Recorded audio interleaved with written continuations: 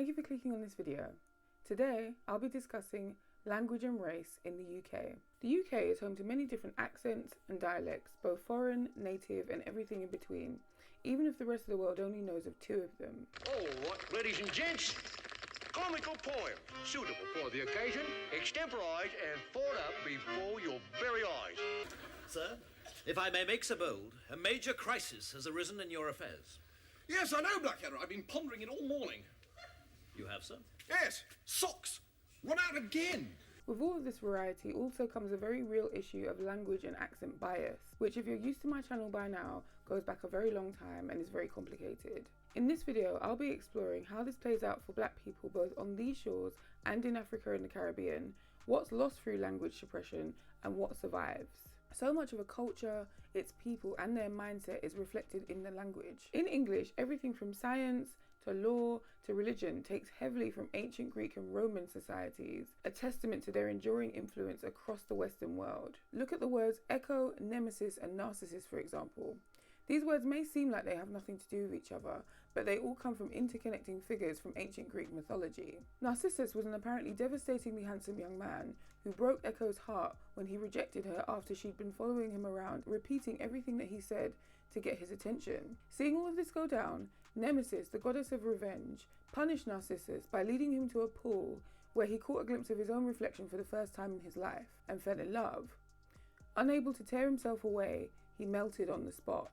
I use this example to demonstrate how a religious system from thousands of years ago is still so relevant that to understand it provides a better understanding of modern day Western culture, from clinical terms like narcissistic personality disorder and even from mundane everyday words like echo and nemesis, their current meaning still clearly bearing a resemblance to their original meanings. Now you notice, you'll see this pattern everywhere. You're welcome. I'm not even going to get into what happens when you start to break words down into their constituent parts and what you discover about their meaning and where they came from. So with all of this being said, let me introduce you to the concept of the word, that is, words in and of themselves holding power. It's a central cultural aspect present across the entire Black African world. It's why we believe in the power of a name, with some people never going by their real names because their name in this case is a word that in and of itself holds power. It's why every African culture, including out in the diaspora, has traditions surrounding written and particularly spoken word, which play out in every facet of life. It's how history is passed down, how the future is imagined, and these oratory traditions find their roots in the spiritual relationship between the physical and metaphysical world. Words have always been a life force for African people. In Decolonizing the Mind, Kenyan author Ngugi wa Thiong'o challenges the prevalence and influence of languages like English and French in Africa, his own body of work mostly being written in Kikuyu. Looking at how colonialism survives in the languages of institutions, the education system, and crucially, even in the way people think and see themselves. Although his examples were in Kenya and across Africa, his work resonated with colonized people everywhere. You see, understanding African language is fundamental to understanding African identity and vice versa. Take the 4 categories of African philosophy against how the word Muntu is understood. Even when trying to break things down in this way, we immediately run into problems. In this case, it wouldn't actually be accurate to take human being as another word for man, as in that Muntu over there. It's closer and probably more accurate to say human intelligent life, or force of human intelligent life, or being that is human that has force within it. This explanation that I've just given is still limited by my use of English, and the categories have also been influenced by Western philosophical understanding, and in this case in particular, Aristotle, who was Greek, and Thomas Aquinas, who was Italian.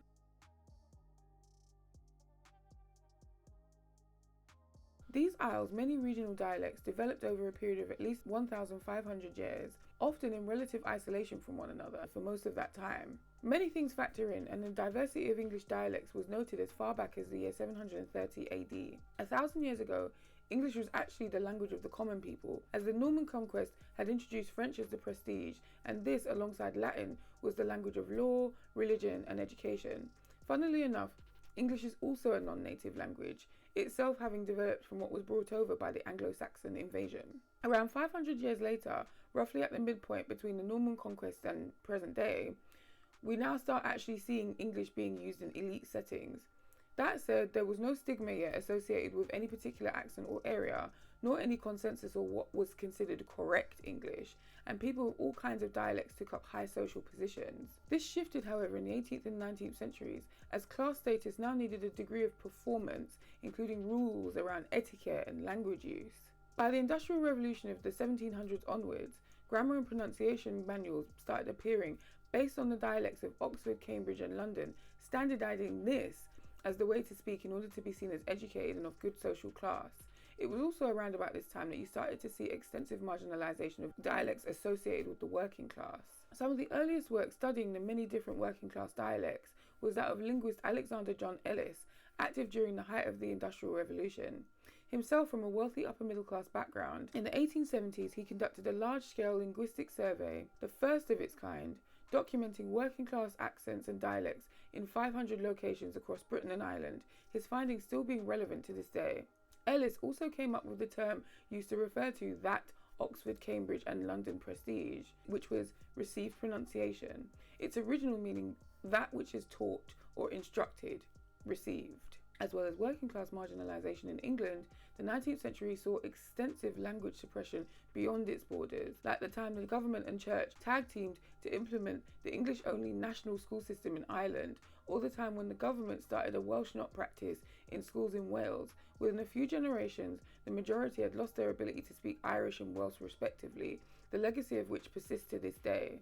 So, if you're not new to this channel by now, you'll know that the 18th and 19th centuries were basically the British Empire's greatest hits era. The class system was class systeming all over the world, serving as part of a global colonial hierarchy, with Britain, especially England and its inhabitants, being placed at the top. Language policing and suppression is vital in maintaining the colonial status quo, and its impact continues. In this next bit, I'll be exploring specific examples in Africa and the Caribbean.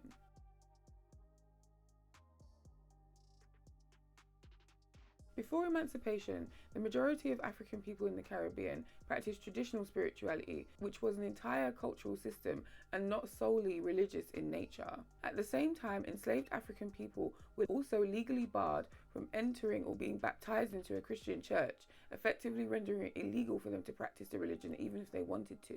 This all shifted, however, as emancipation rolled round and Christian missionaries arrived en masse to weave it into every aspect of post-slavery society. African cultural practices were displaced and actively suppressed, being literally demonized and even outlawed, banning everything from drumming to susu. I discussed colonial Christian missionaries at length in my video on mental health, and I also talk about the suppression of African culture in my video on women's empowerment in Caribbean music. Please go and watch those if you would like to know more, and also because they're good videos and I think you should watch them. Subscribing would be a good idea as well. Anyway, so this cultural suppression was necessary, as I said, in maintaining the colonial status quo. A major factor in Taki's revolt, for example, was the dominance and cohesion in Akan spirituality, culture and tenacity within African Jamaican society. This was the most disruptive slave rebellion in the Caribbean until the Haitian Revolution, which had many cultural aspects in common. Even after society became more secular, the demonization persisted and the importance of African culture was actively played down or shunned. So, nation language is a term coined by Bayesian poet Edward Kamau Braithwaite. Nation languages are Creole languages, in this case forming among people from disparate African ethnicities, with imperial languages serving as a common language, with contributions from several Asian languages, and last but certainly not least, the languages of the indigenous people of the Caribbean. Braithwaite wanted nation language to replace the term dialect, which set them as inferior to the Queen's English, another way of saying received pronunciation. He chose nation, a nod to the tradition of declaring one's belonging to a specific nation, and wrote extensively about surviving African characteristics heard in the tone, the sentence structure, and the rhythm, among others.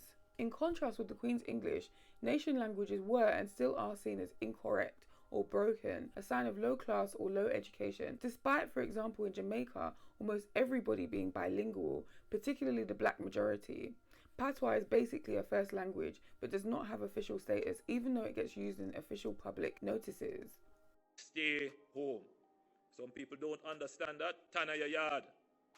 There are many, especially in rural areas, who speak only patois on a daily basis and aren't necessarily that fluent in the Queen's English, although they can understand it perfectly. This idea that patois is a language of the uneducated dates back to those post-emancipation days.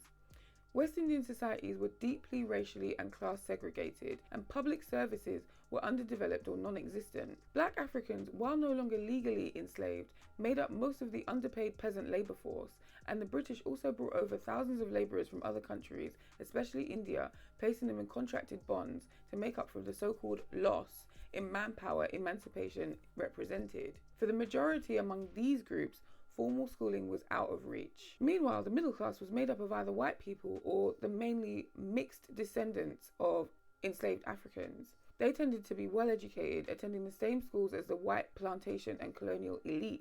During the 19th and early 20th centuries, the British West Indies education system was stagnant, stuck in an imperial time warp that was dated even for the period, as the neglectful mother country's government hadn't checked in for a very long time. Most of the elite was schooled abroad anyway, meaning that there was very little interest in improving things, although there were a few domestic institutions reserved for the middle and planter classes, of course.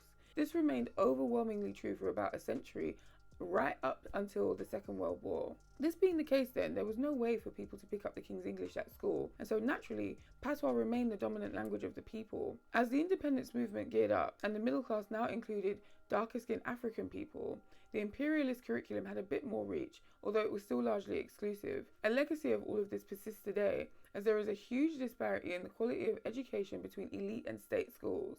The overwhelming majority of the country's best performing schools are private and grammar schools, while public schooling continues to lag behind due to a chronic lack of government funding. With all of this being said now, there have always been intellectuals who were fluent in a nation language, but the stigma has nevertheless endured. Meet Miss Lou. On Christmas Day, 1936, at the age of 17, Jamaican poet Louise Bennett made her stage debut. She would go on to win top prize that night, igniting an iconic and influential career spanning many decades. But who was she, and why is any of this important? Louise Simone Bennett, later Bennett Coverley, was born on the 7th of September 1919 in Kingston to a bakery owner and a dressmaker. A student at Excelsior High School at the time of that fateful night, by the end of the 30s, she'd graduated and gone on to study journalism. By 1943, she had her first radio show and was also writing for the Sunday Gleaner. As I already broke down, patois was not considered a language of the educated, and it barely featured in media or literature. While her cultural pride made Miss Lou stand out, she also dealt with pushback. For example, initially the Gleaner did not want her to continue writing in patois. Her work, however, became part of an emerging collective in the first half of the 20th century, which included that of Claude Mackay, H.G. DeLissa, Miss Queenie, and Inez K. Sibley. Both Sibley and Miss Lou made explicit reference to the hierarchy between the Queen's English and patois, and Miss Lou's Banza Killian called out the notion of it being less valid than, say, the numerous dialects in Britain, like the ones Alexander John Ellis studied.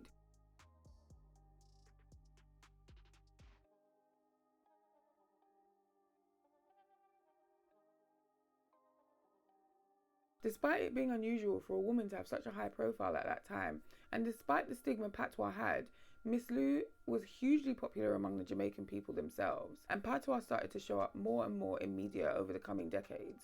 By the 70s, you even had the likes of Michael Manley using patois on occasion when addressing the nation, something that the political class would have never entertained 4 decades earlier. With all of this being said though, the education system continued to lag behind.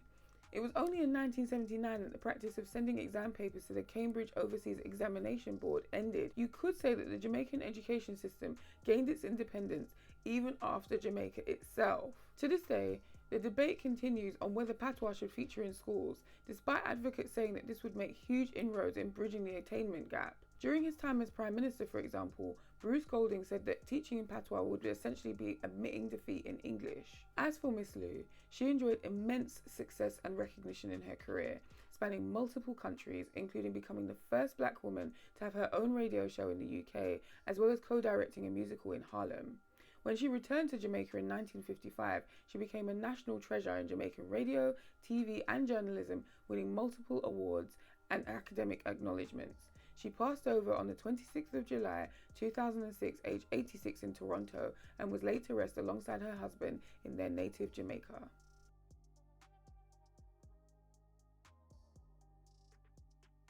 Grandiloquence, verbosity, bombast.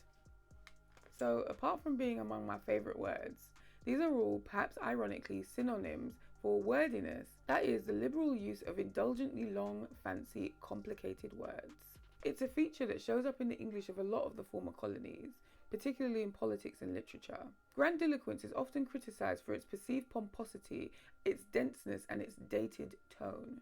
Once again, though, we have a complex history to delve into. The continent of Africa is home to thousands of languages. As colonies, European languages were forced upon society and continue to operate as lingua franca today. Wordiness and bombast could be explained by the common habit for ESL speakers to overcompensate with over-formality.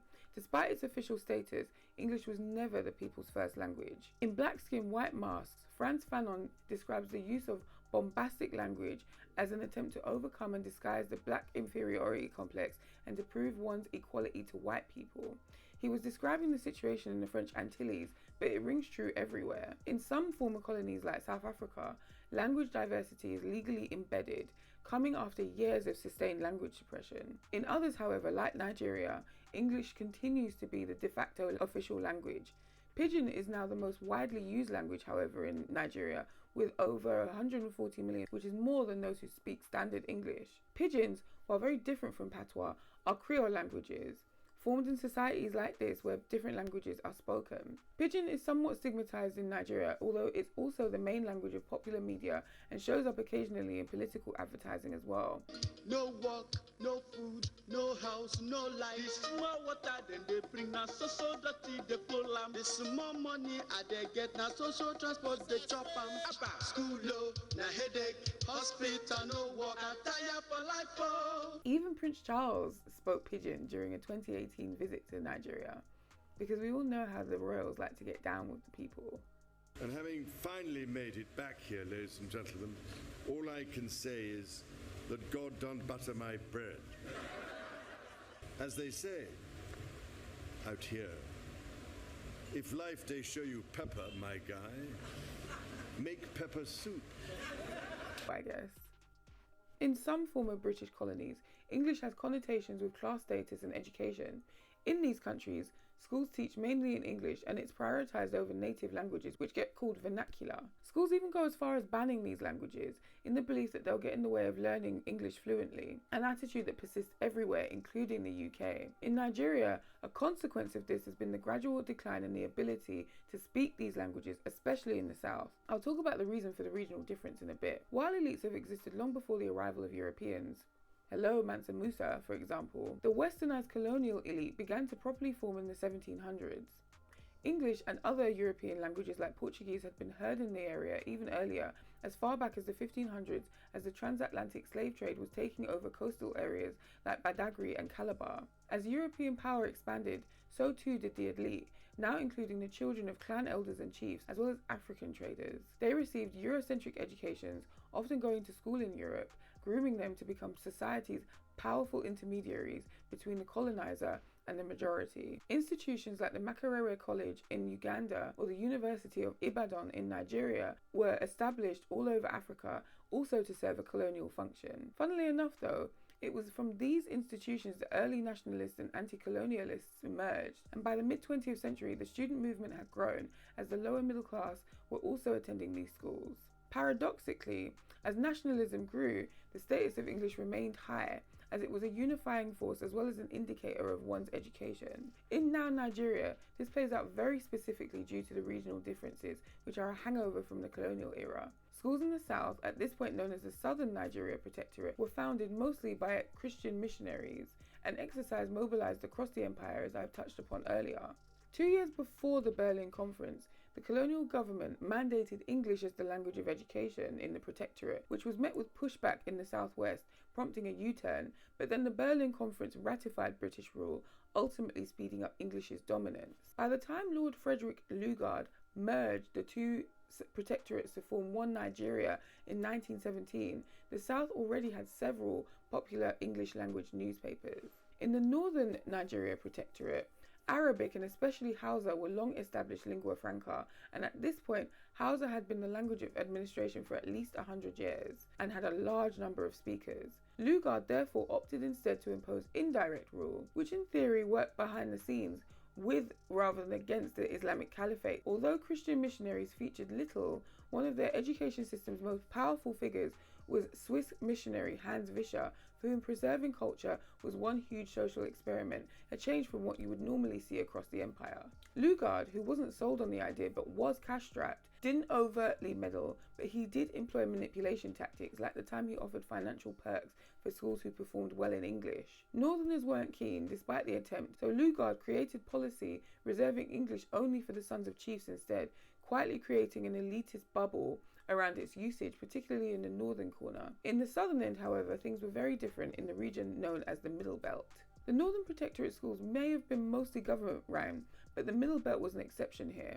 Schools were actually mostly operated by Christian missions, partly because of the religious diversity and linguistic diversity in the area. Their system ended up being more similar to that of the Southern Nigeria Protectorate. This educational divide even ended up prompting northern elites to ask for English to be re-established in schools.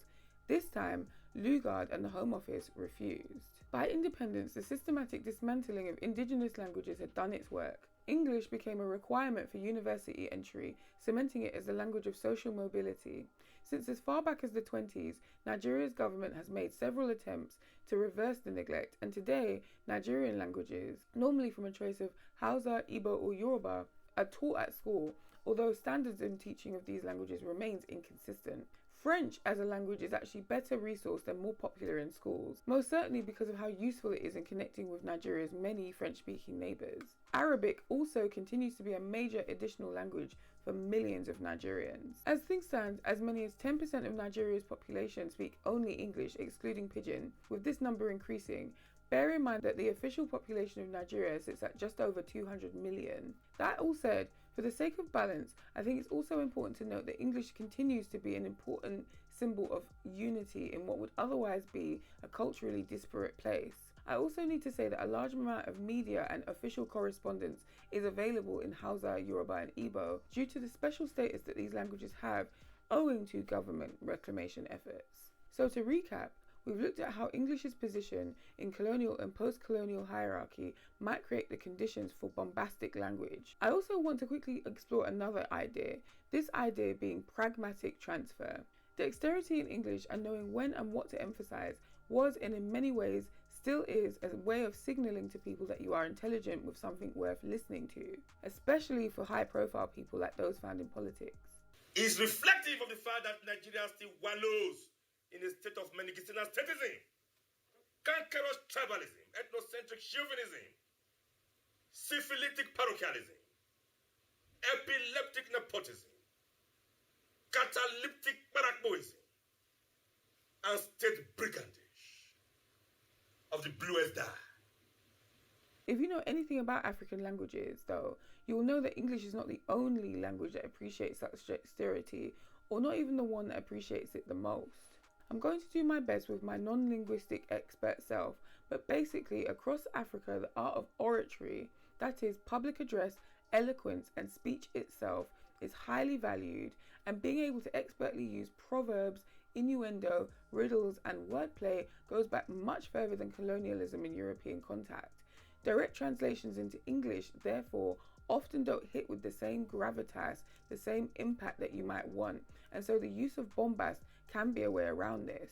In Adobe Trisha Nwobani's article, she reminisces about her youth and the letters she'd get from sweet-mouthed suitors, writing in the floweriest and most indulgent tone to show their passion for her. Linguistic gymnastic displays are deployed where the speaker is being emphatic. They want you to feel something. They want you to pay attention. They want you to respond.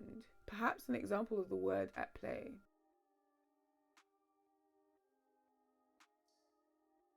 So, we've made a start on the history of language dynamics in Britain, as well as English-speaking countries in Africa and the Caribbean.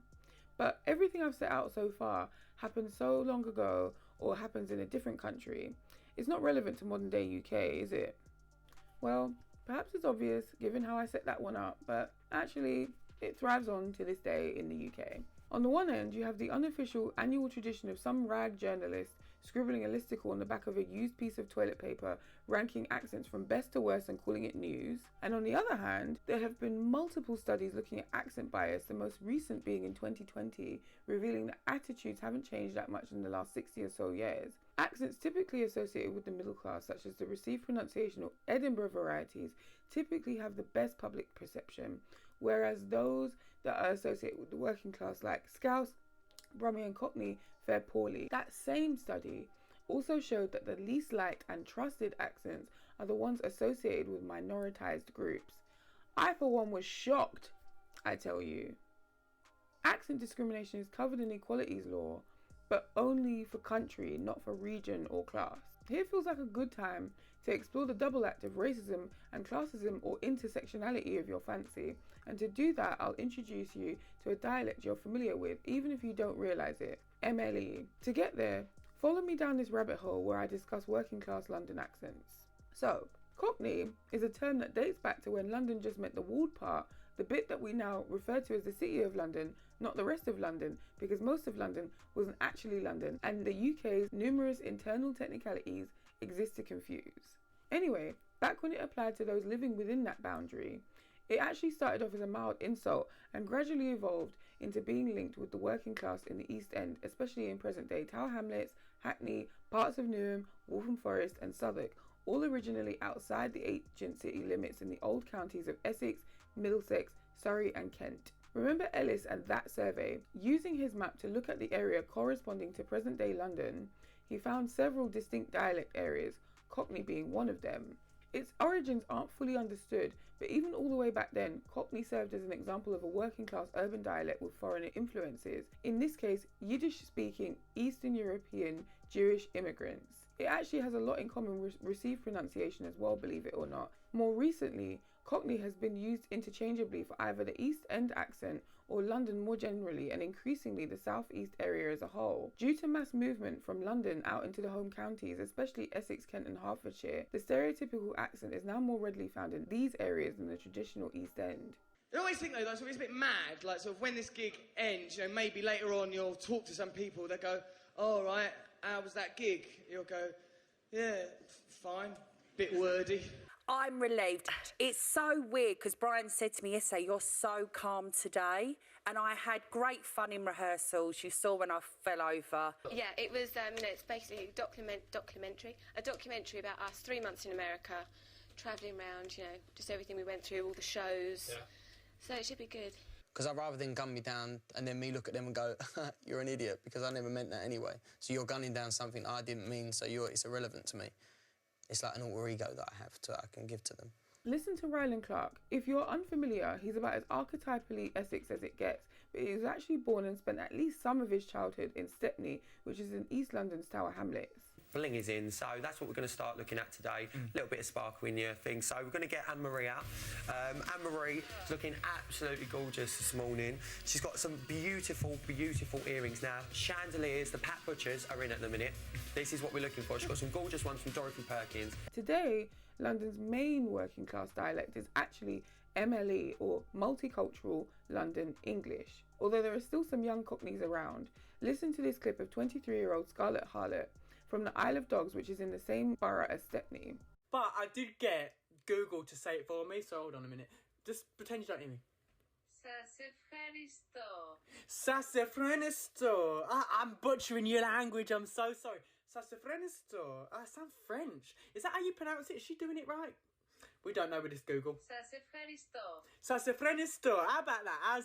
That is my best. Listen, you know me. Listen and compare to Ryland. Adele, whose accent is rather famous, was born in the same year as me and was mostly raised in Tottenham, North London, which is about 4 or 5 miles up the road from where I am. I still like playing smallish venues.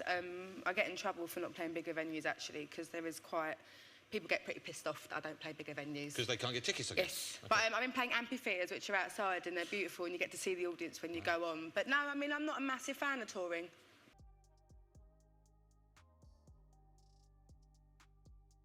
So, Multicultural London English, or MLE, or Black British English, or Multicultural British English, or Multicultural Urban British English, because why not have a million names, is a sociolect that emerged at some point during the 80s and 90s. Before then, multilingual families compartmentalized and code switched between their mother tongue and dialects like Cockney. Come and join the discussion about what we can do to fight the Nazi National Front in schools. See you there. We are black, we are white, we are dynamite. School kids against the Nazis. Can. That's rather good.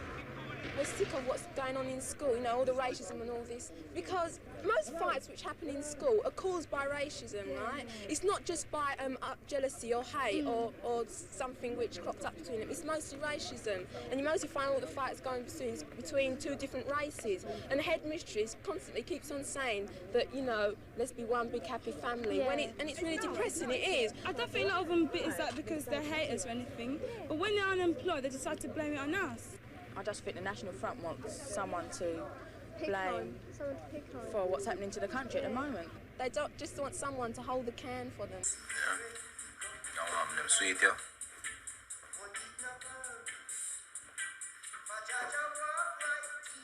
Well, dark in here, innit? Didn't recognise you.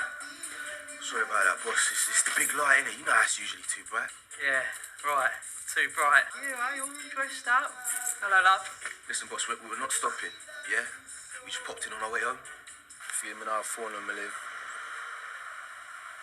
Cool. Scouts Honor, 5 o'clock, that phone box. Alright? Alright. Look on this thing flying on me. Did you see it? I told you I don't like them things there. You can imagine in Jamaica when the... Now you see what I'm saying to you? Nah. I felt the little legs, you know, just skip across my head. And they are. Got these bright lights attracting these animals. Don't laugh, it's not funny. What other stereotypes true? Yeah, black people, we do love chicken, man. Because I've seen black people go to celebrations and realise the chicken run out. Get the fuck, get away from me. Come and kill this shit. Give me some spray. Someone come and save me. Look, it's after me. Look at this child. Want some of that. Blood clot. Yeah? I don't care what you got to say. That's not biting me. Perhaps obvious from the name, MLE has foreign as well as English influences, taking from working class London dialects and heavily from Jamaican patois, as well as Pidgin, Arabic and AAVE, the latter an inevitable result of black American media fulfilling the representational void in British media. MLE came about among people from all around the world, from Cyprus to Pakistan to Morocco, as the children from non-English speaking homes came together. This is similar to other European countries with large immigrant communities. I want to draw your attention to something here. They have the names. They have similar associations as their equivalents in English, translating to things like hood language and street language. The part of London you're from can affect your accent, although this is flattening out and it's often more pronounced in older speakers. When they finally made it, they were like, yeah, we're different now, we're vegan, we do this, we go to this place, we wear these garms. And I feel like that's how it is with me and the rest of my mates who are in Rocks. Isn't the only thing that changed. It really shifted our perspective into like what we like consume and the kind of stuff that we watch, eat and do. Well, I can tell you that he's incredible at what he does. He's, I'm just really happy to be under the belt of such a legend in our generation, and not only that, but we've got something in common. We both love music. It's cool to have a kind of boss that loves the same thing you love. Fact number one, my name's Amin. Like, that's my actual government name. Can't believe I'm giving it to you because the feds are after me. I'm currently 19 years old. I'm turning 20 on the 21st of February. So I'm 19, 10 and 20. Fact number three, I live in northwest London. Yeah? You know where Nines is from and C-Biz? That's where I'm from, northwest London. You already know. I just want to say that I'm more than glad, genuinely, that they've banned this thing, because I've seen how many people are dying off it and whatnot, and it's just not a thing to be doing, and I've learnt my mistake, and I will never do such things again. It was, you know, it wasn't compared to the cliche films, the cliche urban films you think it should be compared to. It was compared to films like The Goonies, Assault on Precinct 13 and Warriors, which are films that I relate to from like Sunday night, Channel 5, TV, movies. So, and something in my spirit was like, something's changing and you're gonna have to take a long break from acting. I was like, that's whack. I'm coming home. I had a film with Nicole Kidman and Elle Fanning to do, and the director, he won like an Oscar and everything. So this was a big deal. I was like, yeah, I'm prepping for this. I went to the rehearsals. I went to the fitting. I was like, man, this is amazing. All I remember was that I just felt like that job was not going to happen. Randomly in a month, like maybe twice in a month, where I did like indulge in like some nice soul food, you know, like the waffles, the mac and cheese, and that probably did slow down my process. Plus I drank a lot of alcohol. Have to be different. Yeah. You have to stand out, because there will always be like, when you're going into audition, there will be, everyone's going up for a job, and if there's two guys that do it really well, they go for the guy that just goes left. Their interpretation of the script's just like, wow, I've never seen it like that. I didn't think of it like that. And you make the writer go, whoa, hold on. Like when I wrote it, this guy's adding stuff, and it means that it looks like he's done work. So it says, hi Uber and Nella. Loved meeting you yesterday.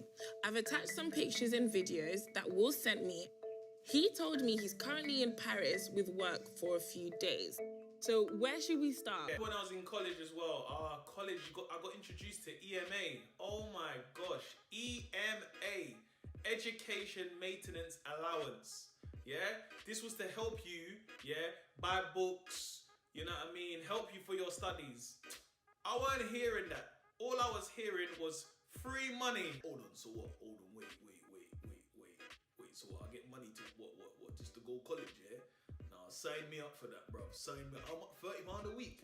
Sign me up for that. It was just every day he was on MySpace, and he actually asked me to come studio, and at the time I was a bit hesitant because I had kind of bad experience with producers they weren't professional. Yeah. So I didn't know of him at the time, but I researched him and I seen that he was working with Kano at the time and other artists as well. And we got in the studio, and you know what, we've been working ever since, and we've got a really good relationship. He's like big brother to me. Like, I hope you're with us, man. We're going to Speedy's next. If he ain't got under £50, they're gonna see me swinging. Stand up, bang him up. His brother's getting held somewhere. Obviously, you know, you brought Dizzy here. We've got him a record deal, but to show my appreciation, Wiley, I'm gonna get you a record deal. And then I'm going to go off with Dizzy because we're Red Hot Chili Peppers, you get me? I was like, that's cool. At least you're giving me a little bit of something. It's not just nothing, you know what I'm saying? There also can be subtle differences depending on things like ethnicity. And I don't know if this is a thing for everyone, but I can often actually detect these differences. I also need to be very, very clear here that not every black person speaks MLE. It is not a requirement of blackness to speak in MLE. Okay. Features of both Cockney and MLE can be found across England and are no longer only associated with the working class. Think of estuary English, an increasingly vague variety of southeastern English, perhaps the more authentic side of the coin to Mockney's fakeness. More on Mockney later. Now, the London variety shares a lot with other regions of Black British English, and from my reading, the conclusion seems to be that the similarities are from London's media influence. I'm not convinced, you know. Okay, so I feel like it goes without saying that London English does have a disproportionately high profile, but black people are concentrated in most of the major cities, not just London. These other urban accents like Birmingham or Manchester still sound very clearly Brummie or Manc. Secondly, a lot of the lingo is, like I said, just straight up patois or pidgin. And so we all descend from the same countries and arrived at the same time. And my mum used to listen to a lot of reggae. So I'm Caribbean in it, so I grew up in like... So bare roots and vibes in the household, bare vibes, bare shmoney dances, bare granddad dances, you know what I mean? So I therefore now have a question for my black UK people outside of the southeast. Do you think that your local dialects are similar because of influence from black Londoners, or do you think these similarities are there because of our shared ethnicities and cultures? Let me know in the comments. I'm actually genuinely curious.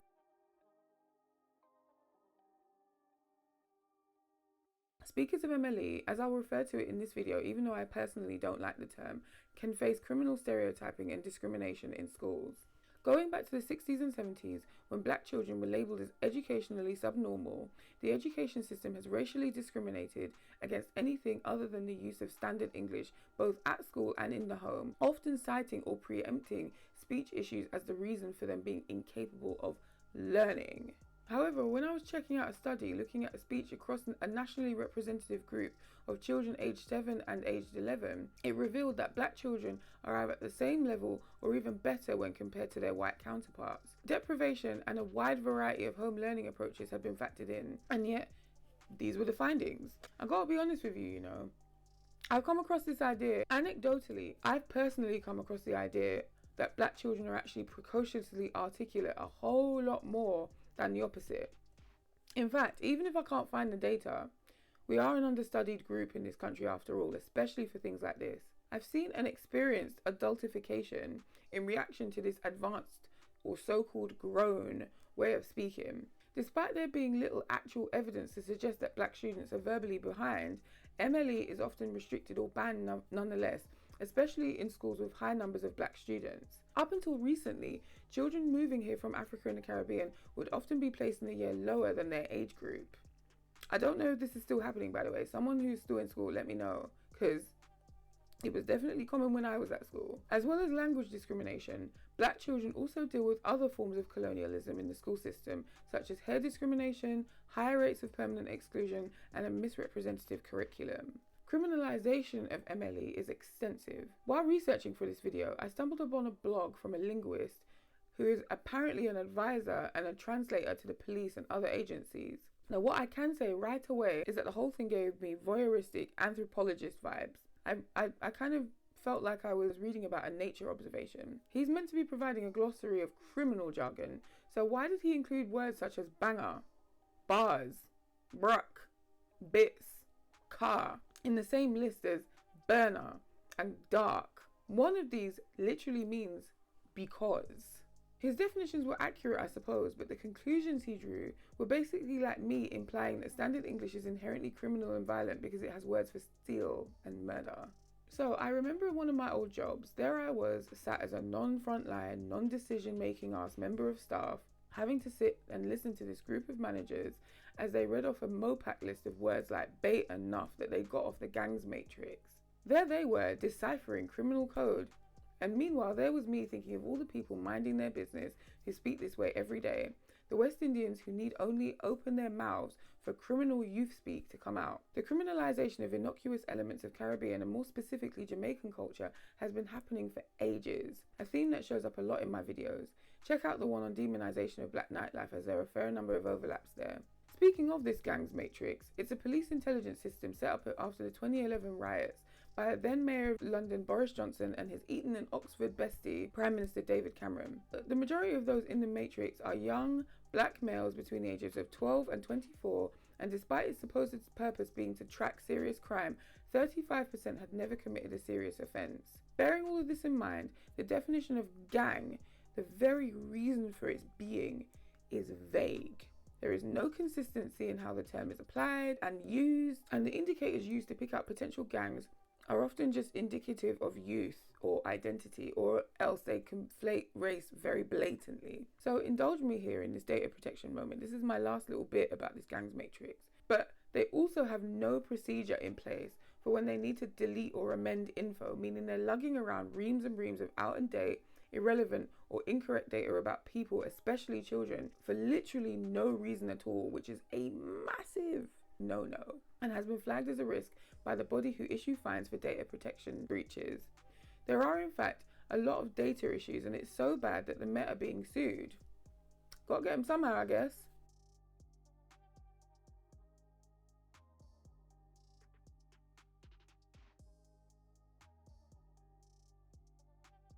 As of right now, received pronunciation is still the prestige, still associated with the middle class, possibly privately educated and from the southeast of England. It's popular in media, dating back to when it was commonly taught as standard in journalism and theatre schools during the 20th century. Many a star of the silver screen had a strong regional accent trained out of the Eliza Doolittle style to sound like this. Hello, chaps. Mr. Bell, Ding dong, you're not wrong. this way, please. Hello. Hello. Get into bed, Mr. Bell. I say, look here, Nursey, I'm going to be in and out of here inside a few days. Surely I don't have to go to bye-bye. Giving rise to another name for received pronunciation, BBC English. The Queen, of course, speaks with this accent, hence the Queen's English. Is it a dialect or is it a social signaler? Well, in this case, it's a bit of both. For example, as I said before, it's something that mostly had to be taught. Even the Queen had to be sat down by various governesses and trained. Her variety, of course, is among the poshest, but you don't really hear anyone sound like this anymore. Even the Queen herself, her own accent having lowered a couple of class increments over the years. It's inevitable that I should seem a rather remote figure to many of you. A successor to the kings and queens of history. Someone whose face may be familiar in newspapers and films, but who never really touches your personal lives. Fortunately, my father and I have about the same sort of shaped head. But once you put it on, it stays. I mean, it just remains itself. You have to keep your head very still. Yes. And you can't look down to read the speech. You have to take the speech up. Because if you did, your neck would break. It would fall off. Actually, compare her accent to that of her grandson, the future king, who basically sounds like many a middle-class white guy I've worked with over the years. I have to admit, at first I was quite concerned. He fits the profile of somebody at the age he's at, which is, fairly risky. And so I was a little bit worried. But my father has had many chest infections, colds, and things like that over the years. And so I thought to myself, if anybody's going to be able to beat this, it's going to be him. There's something to be said in this idea of higher classes shifting the way they sound to sound more like everyone else. With even the Queen and her relatives going from one type of posh to another slightly less posh. The middle and upper classes all underwent a levelling down of their own during the last part of the 20th century. Enter Mockney. Mockney, a blend of the words mock and cockney, perhaps making its meaning self-explanatory, is the fake accent of someone from a higher social class copying cockney mannerisms. Despite the negative opinion of working class accents, Mockney became pretty high profile from the 90s onwards, especially among upper middle class celebrities. Think of Guy Ritchie or Tom Hardy or Lily Allen, who speaks in Mockney, or world-renowned rice expert Jamie Oliver, who famously created an image around his cheeky lad persona via his extensive use of Mockney, despite being the son of rich restaurateurs who'd made their first million by the 90s. You also started seeing the same thing happen with MLE. Degrading the accent was actually a 2000s comedy staple, most famously with Sacha Baron Cohen's character, Ali G. Wagwan. Politics. Everyone has heard the word, but what does it really mean? Intended as satire, Ali G, full name Alistair Graham, belonged firmly to the middle class. Him repping Staines was part of the joke, because in reality, Staines is a wealthy Surrey suburb. Baron Cohen's real-life inspiration for the character was Tim Westwood, the middle-class son of a bishop who has spent over 40 years distracting the world from his mediocrity, among other things, by committing to a bizarre interpretation of black isms from America, here, the Caribbean, and more recently, Africa. Inevitably, numerous Ali G copycats emerged, mocking MLE and its speakers, calling it Jafaican, aka fake Jamaican. A lot of this was coloured by the classist chav archetype. I guess if you mix the energy of calling someone a chav with calling them a Jafaican, you get something dangerously close to wither. Seems to be a portmanteau day today, doesn't it? MLE's reach has extended beyond its original communities. Ordinary middle-class youth are increasingly adopting its mannerisms, sometimes organically and sometimes not so much. As far as white people are concerned, MLE, youth culture and pop culture are more or less interchangeable, and older white people from all social classes view it with both scorn and suspicion, looking on powerlessly as it takes over their children's speech. Dog whistle, anyone? I think there has been a profound cultural change. I've just been rereading Enoch Powell, The Rivers of Blood speech. His prophecy was absolutely right in one sense. The Tiber didn't foam with blood, but flames lambent wrapped round Tottenham and wrapped round Clapham. But it wasn't intercommunal violence. This is where he was completely wrong. What's happened is that a substantial section of the chavs that you wrote about have become black.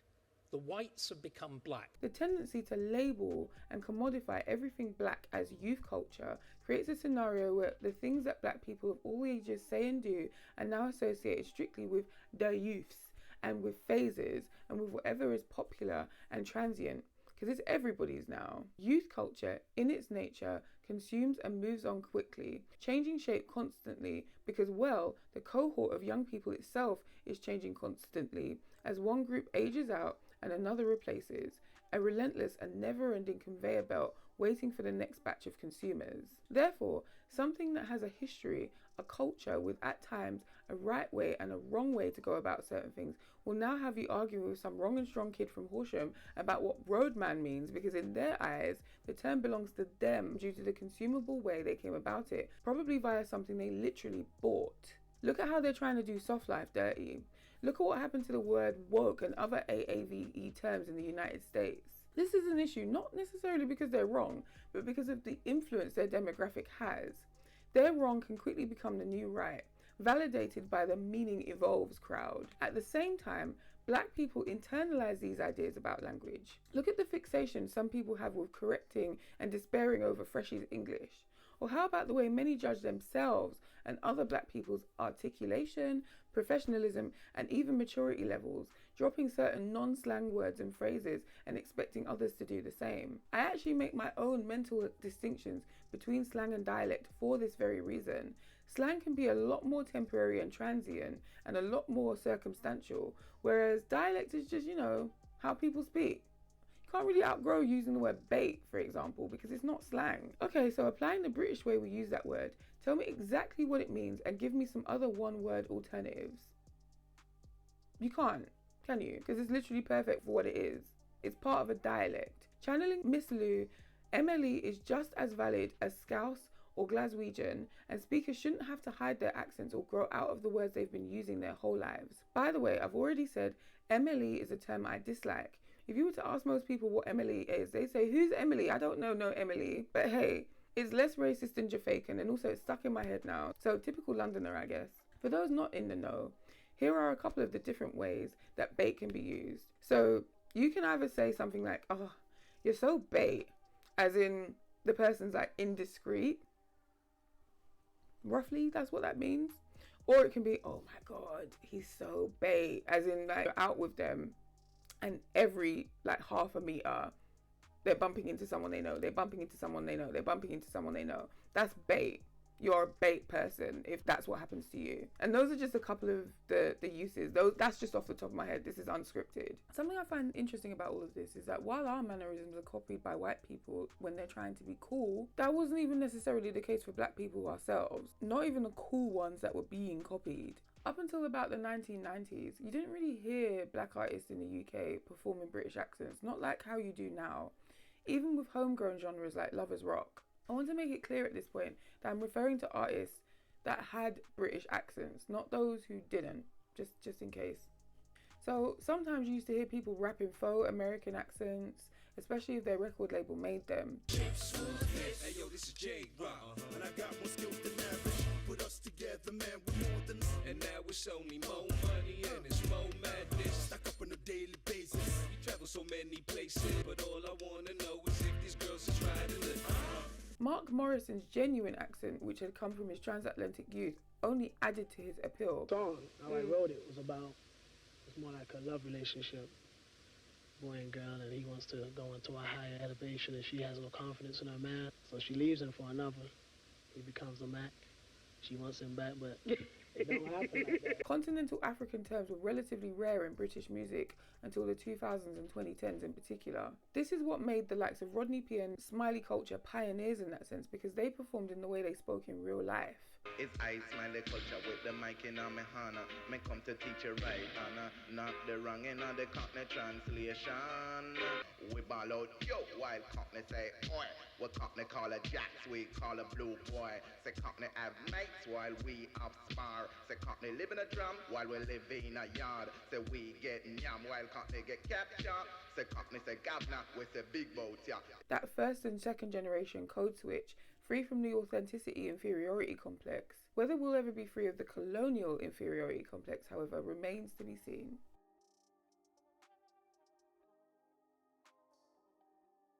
English is an imperial language, and its imperialism continues to create very real problems in the modern day. The ongoing Anglophone crisis in Cameroon, for example, in which thousands of people have been killed, is a result of divisions originating from when the French, the British and the Germans colonized the region. Around the world, including Africa, multiple languages have become extinct because of imperialism, and many more are at risk. The hierarchy and value judgments surrounding English mean you can't do anything right. Verbosity, a feature arising from sticking faithfully to the formal register of English, is looked down on for seeming non-native.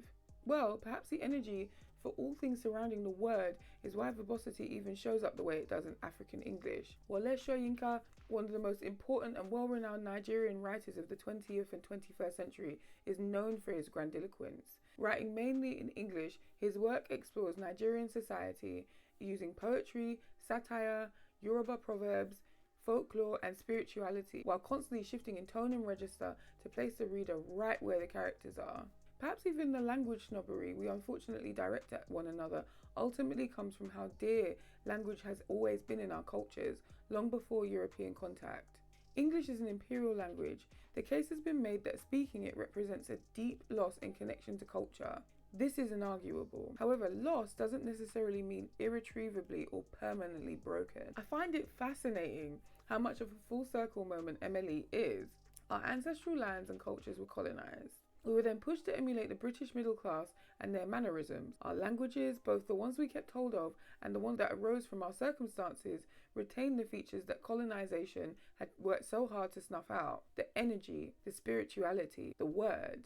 That same colonization eventually brought us to the eye of the empire itself here in Britain, where we not only continue to be impacted by colonial linguistic suppression, but we now have to deal with Britain's internal language hang-ups as well. However, not long after our arrival, we find the roles have reversed in some ways, with the British now emulating us. Of course, this is nothing new. I talked about MLE because, well, it's my dialect, although my accent has always been quite mild, I guess. It depends on who I'm with. I also sound like the part of London that I'm from.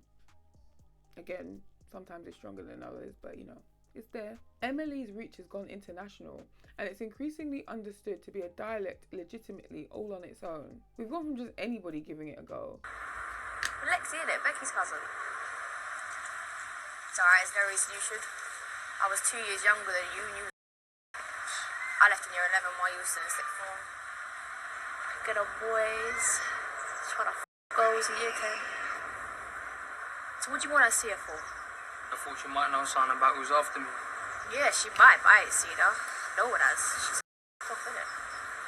Look, yeah, I didn't know Trife well, but he's dead. To this decently strong attempt from Erin Kellyman, who was Pebbles in Top Wear, meaning she actually paid attention and treated it like it had a right way of being done, which, as I've kind of listed earlier, is unusual. Cleanliness is one of the most important qualities for any business. I learned that in a YouTube tutorial for entrepreneurs.